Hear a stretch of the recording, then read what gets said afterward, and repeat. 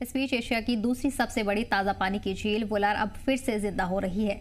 कमल खिले तो नदरू की पैदावार भी बढ़ी और इससे झील के आसपास के गांवों में कमाई के लिए नए रास्ते खुल गए हैं। करीब 30 गांव इस झील पर मुनहसिर हैं। वुलर कंजर्वेशन अथॉरिटी ने झील की सफाई और गाद हटाने का काम शुरू कर दिया है, तो वहीं कुदरत ने भी रंग दिखाना शुरू किया। अब झील फिर से कमल के काबिल बन गई है। 130 स्क्वायर किलोमीटर की झील में से 27 स्क्वायर किलोमीटर में सिल्ट भरी थी। अब तक 5 स्क्वायर किलोमीटर को साफ किया जा चुका है और 8 स्क्वायर किलोमीटर के विलों में पेड़ लगाए गए हैं। अब ये झील न सिर्फ हसीन लग रही है बल्कि लोगों के लिए रोजगार का भरोसा बन रही है। आप देख रहे हैं जी जम्मू कश्मीर लद्दाख और मैं हूं आपके साथ वाहिद मकबूल। इस वक्त हम एशिया की सबसे मीठे पानी झील वुलर में मौजूद हैं और जैसा कि आपको मालूम है करीबन 25 साल के बाद यहाँ पे जो फूल है वो फिर खिल गए हैं, क्योंकि जिस तरह से हुक्मा ने यहाँ पे ड्रेजिंग की और ड्रेजिंग के बाद ही अब हम देखते हैं कि इसके जो हम कह सकते हैं जो नताइज हैं वो सामने आ चुके हैं और साथ साथ आ रहे हैं। हमारे साथ हुक्मा ऑफिशियल्स हैं, उनसे बात करेंगे। सबसे पहले मुझे ये बताएं कि जिस तरह से हम देख रहे हैं कि फूल है कवल है यहाँ पे खिल गए हैं 25 सालों के बाद, तो महकमे ने पूरा इसमें क्या काम किया था, थोड़ा वो बताएं। महकमे ने इस पे बहुत सारे काम किया। एक्चुअली ये गायब ही हो गए थे जब से सिल्टेशन यहाँ पे डिपोजिशन होगी, जैसे रेनस वेनस यहाँ पे आ रहे थे उनकी वजह से जो भी सिलेट आती तो वुलर में ही डिपॉजिट होती थी।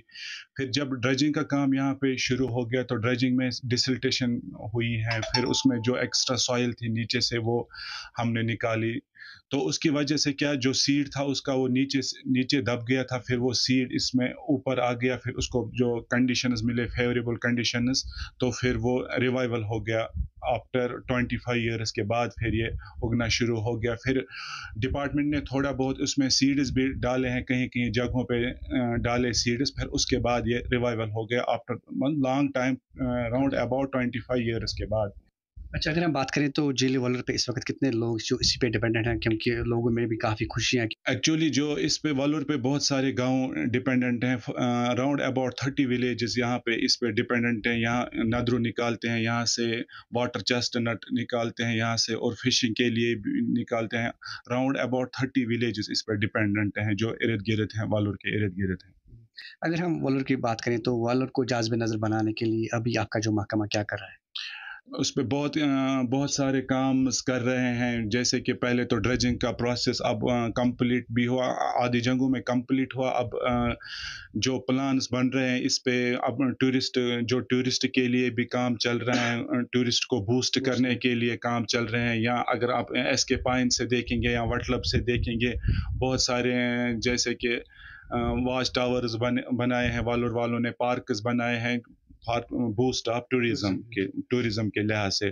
और जो लोग इस पे डिपेंडेंट हैं या 25 ईयर्स के बाद नदरू आ गया, उस पे भी जो लोकल्स की इकोनॉमिक है वो भी बूस्ट हो जाएगी। और बहुत सारे जैसे कि इसमें फिशिंग जो ग्रोथ है उनकी, जहाँ कल्टीवेशन है उनकी, वो भी इंक्रीज होती हैं दिन ब दिन।